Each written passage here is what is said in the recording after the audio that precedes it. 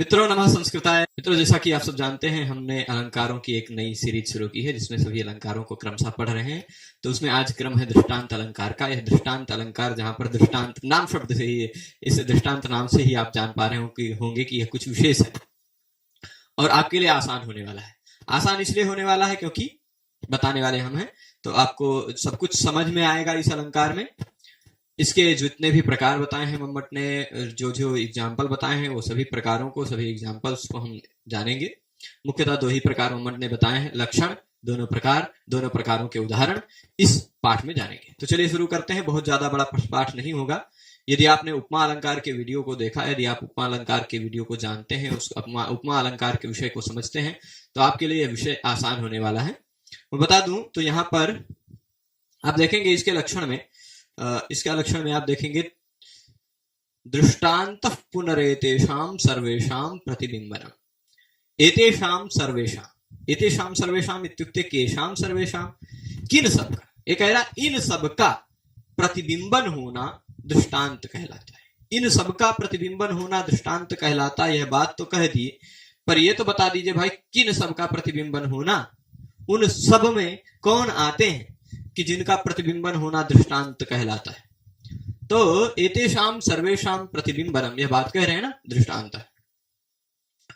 अब एतेषां का तात्पर्य आपको बता दें तो उपमान, उपमेय और साधारण धर्म, ये तीनों।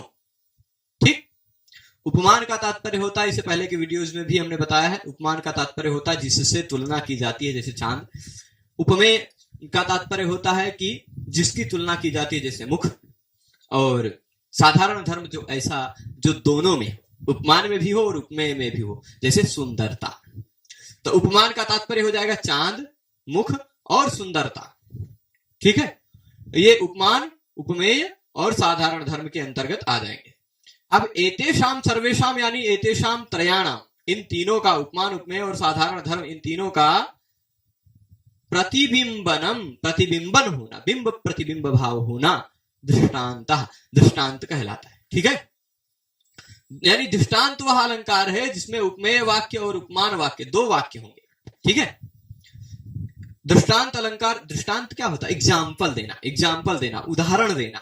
ठीक है, ये दृष्टांत कहलाता है। तो उदाहरण देंगे जहां पर एक वाक्य होगा उपमेय वाक्य, दूसरा वाक्य होगा उपमान वाक्य। इन दोनों वाक्यों में, उपमेय वाक्य और उपमान वाक्यों में, इन सबका यानी उपमान, उपमेय और साधारण धर्म, इन दोनों का बिंब प्रतिबिंब भाव साफ साफ झलकता है। जैसे आप चलते हैं तो आपके साथ बिंब प्रतिबिंब भाव दिखाई पड़ता है ना, प्रतिबिंब। तो जहां पर उपमान, उपमेय और वाचक शब्द का, साधारण धर्म का, इन तीनों का ये दिखाई पड़ता हो, क्या? बिंब प्रतिबिंब भाव, वहीं पर दृष्टांत अलंकार होता है। और दृष्टांत अलंकार के बारे में और कुछ नहीं, पूछा जा सकता है कि एतेषां सर्वेषां प्रतिबिंबनम इति कस्य अलंकारस्य लक्षणम, यह किस अलंकार का लक्षण है? एतेषां सर्वेषां प्रतिबिंबनम। साहित्य दर्पणकार ने भी इसी तरह का लक्षण बनाया, दृष्टान्तस्तु सधर्मस्य वस्तुनः प्रतिबिंबनम। वहां भी दृष्टान्तस्तु सधर्मस्य वस्तुनः प्रतिबिंबनम, सधर्मस्य वस्तुनः केवल कर दिया, प्रतिबिंबनम उन्होंने भी कहा है। ठीक है, बात वही है, तात्पर्य वही है दोनों का भी। तो दृष्टांत का तात्पर्य मैं बता दूं, यहां पर वाक्य दो रहेंगे। दोनों वाक्यों में आपको लगेगा, पहले वाक्य में जो कहा गया, दूसरे वाक्य में उसी तरह का प्रतिबिंब माने, इसे उसका झलकेगा। तो जैसे एग्जाम्पल देते हैं, त्वयि दृष्ट एव तस्याः निर्वाति मनो भवज्ज्वलितम् आलोके हि हिमांशोर्विकसति कुसुमं कुमुद्वत्याः। यहाँ पर थोड़ा सा गड़बड़ हो गया है। हिमांशोः ये वाला स्वर रहेगा, हिमांशोः तालव्य स्वर रहेगा। आलोके ही हिमांशोः, ठीक है, ये तालव्य स्वर रहेगा। हिमांशोर विकसति कुसुमं कुमुद्वत्याः, या ऐसा कर देते हैं, एक मिनट, आलोके ही हिमांशोर विकसति कुसुमं कुमुद्वत्याः। इसमें हम इसको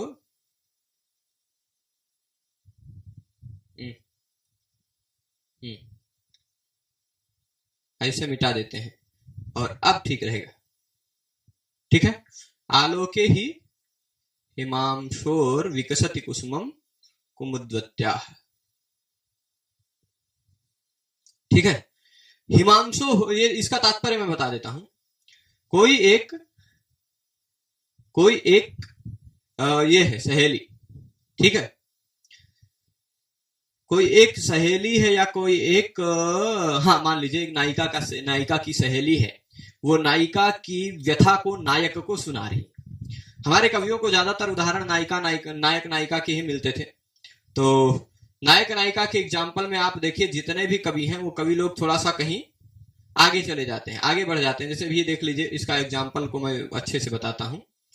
यहां एग्जाम्पल देने लग जाते हैं जब, तो क्या कह रहे हैं कि त्वयि दृष्ट एव, तुम्हें देख लेने मात्र से।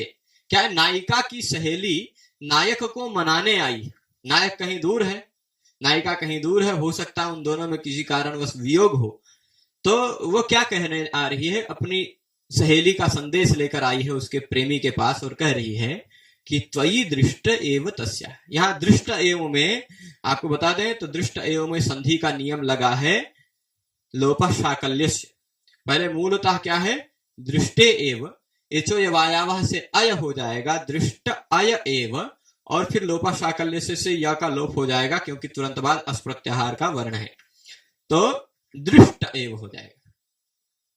तो त्वयि दृष्ट एव, तुम्हें देख लेने मात्र से, ठीक है, तुम्हें देख लेने मात्र से, तस्याह, उसका मतलब उस नायिका का, कौन सी नायिका, वह जो विरहिणी नायिका है, तुम्हें देख लेने मात्र से ही उस नायिका का मन जो मनोभव ज्वलित है, मनोभव ज्वलित मतलब काम के वेग से, मनोभव काम का नाम है क्योंकि मन में भूत होता है, मनोभव मतलब कामना, काम या कामदेव ले लीजिए, मनोभव कामदेव, मनोभव कौन है, कामदेव है, उन कामदेव से जो ज्वलित है, काम के संताप से जो संतप्यमान उसका मन है, किसका, तस्याह मन, उसका मन कैसा है, मन, यह मनः का ही, मनः नपुंसक लिंग है, मनोभव ज्वलितम भी नपुंसक लिंग है, मनः का विशेषण है, किसका विशेषण होगा, मनोभव ज्वलितम मनः का, तो कीदृशम मनः, कैसा मन है, मनोभव ज्वलितम मनः, मनोभव यानी कामदेव के काम के संताप से ज्वलित जो मन है, ऐसा मन तुम्हें देख लेने से ही तस्या, उस नायिका का मनोभव से संतप्त मन निर्वाति, यानी निर्वाण को प्राप्त हो जाता है, शांत हो जाता है, शांत हो जाता है। वो बेचारा आप समझ लीजिए जो जल रहा है पूरा मन काम के वेग से। आपको बता दूं तो काम के वेग का जो ज्वाल होता है ना, वह ज्वाल अग्नि के ज्वाल से भी ज्यादा पीड़ाप्रद होता है।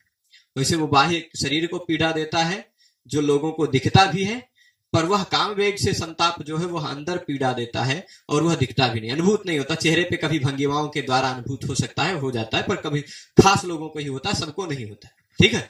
तो मनोभव ज्वलितम, मनोभव ज्वलितम मनः, मनोभव से ज्वलित जो मन है वह तुम्हें देख लेने से ही निर्वाति यानी शांत हो जाता है। उसका दृष्टांत क्या दे रही है, दृष्टांत क्या दे रही है वो सहेली, हिमांशोह आलोके, हिमांशोह है, ठीक है, ताला वाला, हिमांशोह, हिम ही अंशुए हैं जिसकी, ऐसा है हिमांशु चंद्र, हिमांशु का चंद्र, तो हिमांशोह आलोके ही, चंद्रमसः आलोके ही, चंद्र को देख लेने मात्र से ही कुमुदवत्याः कुसुमम विकसति, कुमुदनी का फूल विकसित हो जाता है। मैंने आपको इससे पहले जब एक अलंकार पढ़ाया था उत्प्रेक्षा, तो वहां पर बताया था कि चांद के उदय होने से एक कमलनी जो होती है वो क्या होती है, वो शुष्क हो जाती है। कुछ फूल ऐसे होते हैं सरोवर में, सफेद कमल देखा होगा आपने, पीला कमल देखा होगा, काले कलर का भी कमल देखा होगा, कैरव होता है और फिर उसके बाद कुवलय होता है, काले वाले को कुवलय कहा जाता है। पर है एक प्रकार की कमल की ही प्रजाति के विभिन्न फूल, अलग अलग वर्ण के। तो कुमुदनी एक फूल होता है, कुमुदवती, ये कुमुदनी भी कमल की ही प्रजाति के फूल है। यह जब चांद उगता है, चंद्रमा के उदय से वह विकसित होती है, और सूर्य जब उदित होता है तो दिन में वो मुरझा जाती है ना। वो कुमुदनी का पुष्प कैसा होता है, मान लीजिए ऐसा होता है कुमुदनी का पुष्प कि हिमांशोह आलोके, चंद्रमा के आलोक में, चंद्रमा को देखने से, चंद्रमा को देख लेती ही है, चंद्रमा से मिलती नहीं है ना। क्या चंद्रमा से मिलने जाएगी कुमुदनी का फूल या कुमुदनी का पुष्प चंद्रमा से मिलने थोड़े ना जाएगा, पर फिर भी उसको देख ही लेगा तो विकसित हो जाएगा। तो ऐसे ही वो नायिका का मनोभव जलित जो मन है वो तुम्हें देख लेने से ही शांत हो जाएगा, मिलने से नहीं, देख लेने से ही, ये तात्पर्य है। तो अब आपको दिखाई पड़ रहा होगा दोनों वाक्यों में, एक उपमेय वाक्य एक उपमान वाक्य, उसमें बिंब प्रतिबिंब भाव है। देखिएगा यहां क्या कह रहे हैं, त्वयि दृष्ट एव तस्य। आप देख लीजिए दोनों चीज, यहां मैंने हिंदी अर्थ भी दिखा, काम संतप्त उस नायिका का मन तुम्हारे दर्शन मात्र से ही शांत हो जाता है, जैसे चंद्र को देखने मात्र से कुमुदनी का फूल विकसित हो जाता है। ठीक है, अब आपको बता दूं तो यहां बिंब प्रतिबिंब कैसे है, नायक और चंद्र में बिंब प्रतिबिंब भाव है ना। नायक की तुलना चांद से है, नायक की तुलना चांद से, क्योंकि नायक को भी देखा जाता और चांद को भी देखा जाता। समझने वाली बात अब शुरू हो रही, समझिएगा। नायक को भी देखा जाता है और हिमांशु को भी देखा जाता है ना। तो नायक की तुलना किससे है, हिमांशु से, यानी चांद से। यहां उपमेय हो गया वह त्वयि, तुम यानी नायक, और हिमांशु हो गया उपमान। उपमेय और उपमान में बिंब प्रतिबिंब भाव लगेगा कि जैसे देख लीजिए हिमांशु को भी देखा जा रहा है और उसको भी देखा जा रहा है। मान लीजिए जैसे दो सीन की कल्पना कीजिए मन में, इधर वो नायिका हिमांशु को, उसको नायक को देखती है, और कुमुदनी का फूल चांद को देखती है। ठीक है, तो अब नायिका और कुमुदनी, कुमुदवती और वह नायिका, इसमें भी बिंब प्रतिबिंब भाव है। नायक और चांद, नायिका और चांदनी, ये नायिका और ये कुमुदनी। ठीक है, कुमुदनी चांद को देखती है, नायिका नायक को देखती है, बिंब प्रतिबिंब भाव इन दोनों में दिख रहा है। आगे देखिए, नायिका का मन निर्वाण को यानी शांत हो जाता है और कुमुदनी का फूल विकसित हो जाता है, ये भी बिंब प्रतिबिंब भाव, इसका निर्वाण हो जाना, इसका विकसित हो जाना। ठीक है, और नायिका का मन है और कुमुदनी का कुसुम है, मन में और फूल में, दोनों में, क्योंकि मन भी संतप्त है और फूल भी संतप्त है, क्योंकि सूर्य आता है तो सूर्य के संताप से संतप्त हो जाता है वह फूल और वह सिकुड़ जाता है, और काम के संताप से उसका संतप्त मन है वो भी सिकुड़ सा गया। ठीक है, तो मन भी और कुसुम, इन दोनों में बिंब प्रतिबिंब भाव है। और देखिए मनोभवज्वलितम इस शब्द में, मनोभवज्वलितम इस शब्द में, और उसके साथ साथ सूर्य किरण दग्ध में, जो कहा नहीं गया पर गम्यमान है, समझ में आ रहा है, क्योंकि मनोभव से, कामदेव से संतप्त यह मन है, पर कुमुदनी का फूल कैसा है, वो सूर्य की किरणों से दग्ध है। वो कहा नहीं गया, फिर भी वह है, अर्थ में आ रहा है, और इसलिए उससे बिंब प्रतिबिंब भाव होगा। तो नायक और चंद्र का, नायिका और कुमुदनी का, मन और फूल का, सूर्य किरण दग्ध और क्या कहते हैं मनोभव ज्वलित, इसका, और फिर उसके बाद निर्वाण हो जाना और विकसित हो जाना, इन सब में बिंब प्रतिबिंब भाव है। दोनों वाक्य एक दूसरे के, एक उपमेय वाक्य, एक उपमान वाक्य है, दोनों वाक्य में ऐसा होता है, तो वहां पर ये होता है दृष्टांत अलंकार। ठीक है, दृष्टांत समझ गए होंगे। दोनों, जहां दो वाक्य हो, दोनों वाक्यों में एक दूसरे का एक का दृष्टांत दिया जा रहा वहां पर। ठीक है, और यह दृष्टांत क्या होता है, साधर्म से भी होता है और वैधर्म से भी होता है। वैधर्म मतलब होता है विधर्मता, विधर्मता यानी एक जगह तो देख लीजिए उसका भी मन शांत हो रहा है, उसका भी मन शांत हो रहा है। ठीक है, वो साधर्म से था, क्या कामदेव वो कुसुम है, विकसित होता है, उसका मन शांत, मतलब दोनों जगह एक समान गति चल रही, पर एकदम विरुद्ध भी हो जाती है कभी कभी, वो वैधर्म होता है। वैधर्म से दृष्टांत का उदाहरण देंगे, तवा हवे साहस कर्म शर्मणः करम कृपाणान्तिकमानिनीशतः भटाः परेषां विशरारुतामगुः दधत्यवाते स्थिरतां हिपां शवः। यहां देखिएगा इस एग्जाम्पल में तवा हवे, इसमें कुछ लोग गड़बड़ समझने लगेंगे। का जो बनारसी लोग होंगे ना, बनारसी लोग या और उसके आसपास के लोग कहेंगे का हवे, तो कहेंगे तवा हवे, तवा रोटी बनाने वाला तवा हवे, ऐसा मत समझिएगा। का हवे, तवा हवे नहीं, तो ये तवा हवे में संधि विच्छेद कीजिएगा। वही कुछ लोगों को हो सकता है कि ऐसा मिल जाए कि देशी शब्द मिल गया, यहाँ तवा हवे, रोटी बनावे के बाद तो ये तवा हवे। ठीक है, तो तवा हवे, यहां ऐसा संधि विच्छेद मत कीजिएगा। कैसा संधि विच्छेद कीजिएगा, तब, यहां मैं लिख देता हूं, तब आहवे। कोई कवि किसी राजा की प्रशंसा में कह रहा है, आहवे, आहवह का तात्पर्य क्या होता है, आहूयन्तेऽस्मिन् योद्धारः इति आहवो युद्धम, है ना। आहव किसको कहते हैं? युद्ध को, जिसमें योद्धाओं को का आह्वान किया जाता है, इसलिए आहव कहा जाता है। ठीक है, आहव, जिसमें योद्धा भट्ट लोग आहूत किए जाते हैं, इस कारण से उसको आहव कहा जाता है। तो आहवे यानी युद्धे साहस कर्म शर्मणः तव, साहस कर्म शर्मणः में भी षष्ठी है, तव में भी षष्ठी है। ठीक है, तो क्या कह रहे हैं? साहस कर्म शर्मणः तव, जो साहस कर्म करना ही जिसको अच्छा लगता है ना, साहसिक कर्म से ही जिसको शर्म मिलती है, मतलब संतुष्टि मिलती है, संतोष मिलता है। कैसे कर्म से संतोष मिलता है? अगर तुम्हें संतुष्ट करना है, कवि है वो राजा से कह रहा है, राजन तुम्हें अगर संतुष्ट करना है तो साहस कर्म करना पड़ेगा। तुम कैसे हो? साहस कर्म से ही शर्म प्राप्त करते हो, साहस कर्म से ही संतुष्ट होते हो। ऐसा तुम्हारा जब युद्ध भूमि में खड़े हो जाते, ऐसे तुम, और खड़े होने के बाद अपने कर को, कर किसे कहते हैं? हाथ को।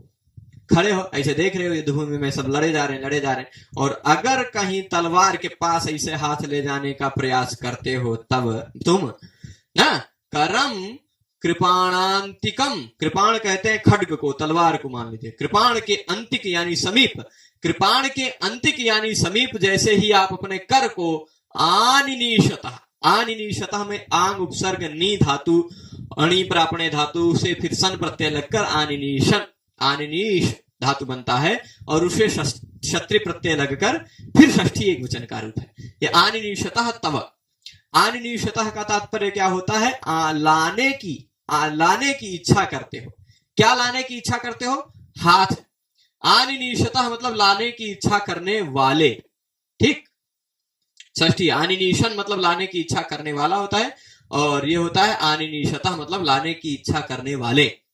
तो लाने की इच्छा करने वाले तुम्हारा, है ना, तुम्हारा तव मतलब तव, तुम्हारा जो साहस कर्म से ही संतोष प्राप्त करते हैं, क्या लाने की इच्छा कर रहे हैं? कृपाण के अंतिक यानी कृपाण के पास अपना हाथ लाना चाह रहे हैं। ठीक है, तुम युद्ध भूमि में जब कृपाण के अंतिक यानी कृपाण के पास अपना हाथ लाना चाहते हो, क्या लाना चाहते हो? हाथ। किसके पास? कृपाण के पास। कब? कहां पर? आहवे। फिर से बोलता हूं सभी अर्थ। आहवे मतलब युद्ध भूमि में, तुम जब, तब को तुम ऐसा अर्थ कन्वर्ट करके ले लीजिए, तुम युद्ध भूमि में जो साहस कर्म से ही संतुष्ट होते हो, जो अपने हाथ को जैसे ही कृपाण के अंतिक यानी पास ही ले आना चाहते हो, हाथ को तलवार के पास ले आना, जैसे तलवार रखा हुआ ऐसे हाथ ले आना चाहते हो, तो क्या होता है? परेशान मतलब शत्रुनाम, जो शत्रु लोग हैं, परेशान शत्रुनाम भटाह सैनिकाः, शत्रुओं के जो भट हैं, शत्रुओं के जो सैनिक हैं, वो क्या हो जाते हैं? विशरारुतामगुः। यह पहला वाक्य खत्म होगा। दूसरा वाक्य एग्जाम्पल क्या दे रहे हैं, दृष्टांत क्या दे रहे हैं? ये इतना दृष्टांत है, पर दृष्टांत वैधर्म से है। वैधर्म से कैसे दृष्टांत है वो समझेंगे आप। तो जब तुम अपना हाथ युद्ध भूमि में अपने तलवार के पास ले आना चाहते हो, तो परेशान भटाह, शत्रुओं के सैनिक क्या हो जाते हैं? विशरारुतामगुः। विशरारुतामगुः मतलब विशीर्ण हो जाते हैं, पलायन कर जाते हैं, क्या भाग जाते हैं, है ना। पर एग्जाम्पल क्या दे रहे हैं? फिर से इतने तक का पहला वाक्य समझिएगा। युद्ध भूमि में तुम जो साहस कर्म से ही संतुष्ट हो जाते हो, ऐसे तुम जब अपने हाथ को अपने कृपाण के पास ले आना चाहते हो, तो शत्रुओं के भट, शत्रुओं के सैनिक विशीर्ण होकर पलायन कर जाते हैं। विशरारुताम अगुः, अगुः मतलब पलायन कर जाते हैं, प्राप्त हो जाते हैं, विशीर्णता को प्राप्त हो जाते हैं, समाप्त हो जाते हैं ना, भाग खड़ी हो जाती है। अच्छा, एग्जाम्पल क्या दे रहे हैं? दधत्यवाते स्थिरताम भिपाम शवः अवाते। अवाते मतलब वात जब रहता है उसको कहते हैं वाते, वात जब नहीं रहता उस समय को कहते हैं अवाते काले।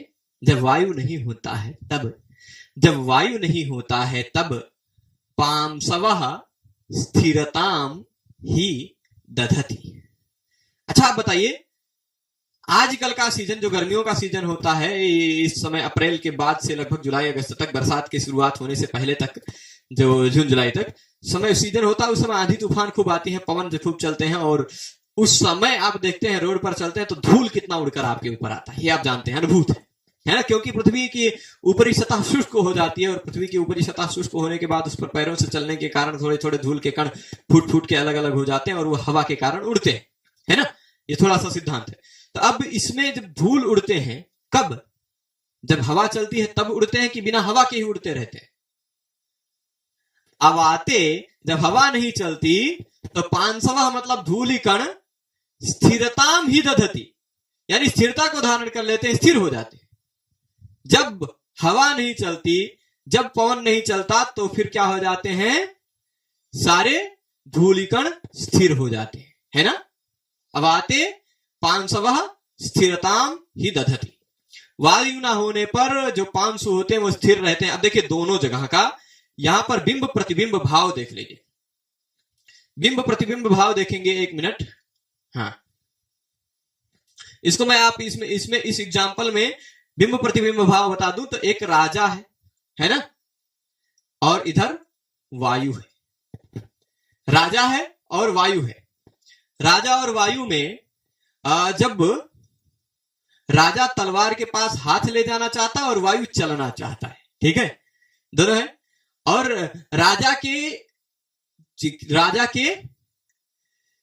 राजा के तलवार को हाथ के पास ले जाने पर शत्रुओं के सैनिक पलायन कर जाते हैं और वायु के चलने पर धूल उड़ जाते हैं, धूल के कण उड़ जाते हैं, है ना। तो ये तात्पर्य आपको लगेगा कि दोनों में बिंब प्रतिबिंब भाव है, परंतु यहां विरुद्ध धर्म से बिंब प्रतिबिंब भाव कहा है। विरुद्ध धर्म से, वैधर्म से, इसीलिए कह रहे हैं।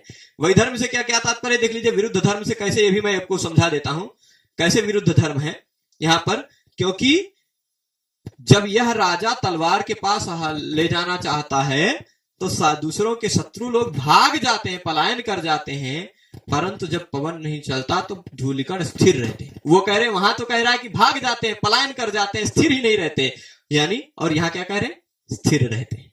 पर दृष्टांत उसी तरह का दिया है कि यदि पवन चलता तो धूल उड़ जाती है ना, दृष्टांत दिया, पर विरुद्ध धर्म से दिया। इसी को कहते हैं वैधर्म से।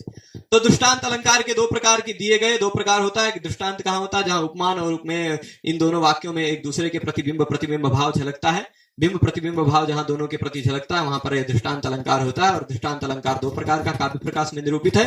साधर्म से दृष्टांत और वैधर्म से दृष्टांत, दोनों का उदाहरण हमने देखा। साधर्म से दृष्टांत का उदाहरण देखा तो ये दृष्टैव तस्याः निर्वाति मनो मनो भवत् चलितम् आलोके ही हिमांशोर विकसति कुसुमं कुमुद्वत्याः। तुम्हें देख लेने मात्र से ही उस नायिका का काम संतप्त मन शांत हो जाता है और हिमांशु यानी चंद्र को देख लेने से कुमुदिनी का फूल विकसित हो जाता है। ये दोनों में साधर में था। परंतु दूसरा विध जो तवाह वे साहस कर्म सर्मणः वाला उदाहरण है, इसमें कहते हैं कि युद्ध भूमि में जब तुम अपने हाथ को अपने तलवार के पास ले जाना चाहते हो तो शत्रुओं के सैनिक इस तरह पलायन कर जाते हैं कि मानो धूल की तरह उड़ जाते हैं हवा चलने पर, ऐसा। परंतु क्या कह रहे हैं? दृष्टांत कैसा दे रहे हैं कि अवाते पांचवा स्थिरताम ही दधति। वायु न चलने पर पांचवा यानी धूलकणानि स्थिरताम ही दधति, स्थिरता को धारण करके, है ना। वायु न चलने पर सारे धूलकण स्थिर रहते हैं। तो ये विरुद्ध धर्म से उदाहरण दिया गया, दृष्टांत दिया गया, इसलिए वैधर्म से दृष्टांत है। तो आज के इस दृष्टांत अलंकार के पाठ में इतना ही। इसके बाद अग्रिम पाठ में हम विभावना, विशेषोक्ति इत्यादि अलंकारों का अध्ययन करेंगे। इस पाठ में इतना ही। आप सभी लोग पूरे पाठ में जुड़े रहे, इसके लिए आप सभी को बहुत बहुत धन्यवाद। फिर मिलते हैं अग्रिम पाठ में। नमस्कार।